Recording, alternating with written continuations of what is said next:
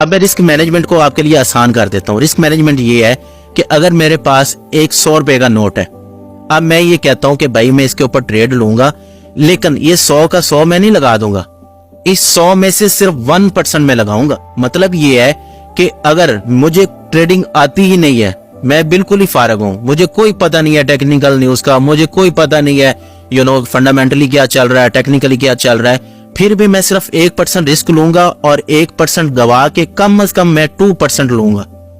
تو اگر میں ایک ٹریڈ لوز کر جاتا ہوں اور ایک ون کر جاتا ہوں, ایک ٹریڈ لوز کی میرا 1 روپیہ چلا گیا, لیکن ایک اگر میں نے ون کی ہے, تو رسک مینجمنٹ مجھے یہ چیز سکھائے گا, مجھے اس چیز کے اوپر پکا کرے گا کہ I have to take 2 rupees. اب ایک میں نے لوزنگ کر دی, ایک میں نے ون کر لی. اب میرا نظر یہ بھی آ رہا ہوگا آپ 3 4 5 بھی کما سکتے ہیں, لیکن 2 ہی لینے ہیں. دیکھیں یہ اب اگلا پارٹ ہے, آپ ماشاءاللہ بہت اچھا جا رہے ہیں.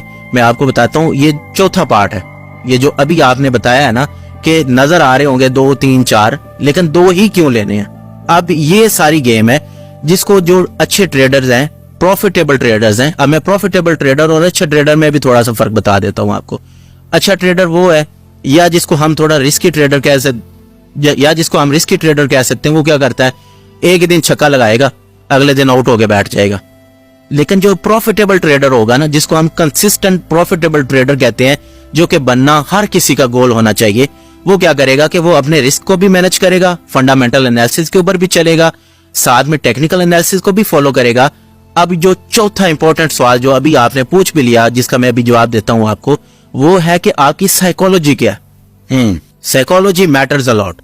اگر آپ کے اندر پیشنس نہیں ہے, اگر آپ اپنے لکھے ہوئے اصولوں کو, جو کہ آپ کے سامنے آپ نے, میں یہ کہتا ہوں کہ اگر کوئی بھائی ٹریڈ کرے گا یا کوئی بھی سسٹر ٹریڈ کرے گا, سارا کچھ لکھ لے, تو سامنے لکھ لینا چاہیے. آپ کے سامنے ایک پلان ہونا چاہیے کہ جی میں یہ انٹری لے رہا ہوں, یا میں یہ انٹری لے رہی ہوں, اس کے اوپر میرا 1% رسک ہے اور میں نے اتنا اس سے لینا ہے, 2% لینا ہے, 2% آ گیا, گو بیک ہوم, سکون سے اپنے گھر چلے جائیں. آج کل ایسا بھائی ہوتا کیا ہے کہ ٹریڈرز آتے ہیں صبح مارکیٹ میں $10-15 کماتے ہیں, اور پھر ان کے اندر لالچ آ جاتا ہے.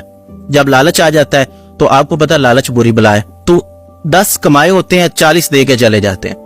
تو جب تک بندہ سائیکولوجیکل مضبوط نہیں ہوگا نا, تو پھر وہ لاس ہی کرے گا. تو یہ جتنے بھی حضرات جن کا آپ نے ذکر کیا کہ ان کے پیسے ڈوب گئے ہیں, تو آصف بھائی نہ تو انہوں نے بتانے والے تھے مجھے یہ بھی کہ 3 4 5 بن رہے ہیں, لیکن 2 ہی کیوں لینے, لینے چاہیے یا نہیں لینے چاہیے؟ نہیں لینے چاہیے نا. میں یہ 4 5 نہیں لینے چاہیے. میں یہ عرض کر رہا ہوں کہ آپ لوگوں نے آپ کا جو ایک پلان ہوگا اس کو فالو کرنا ہے.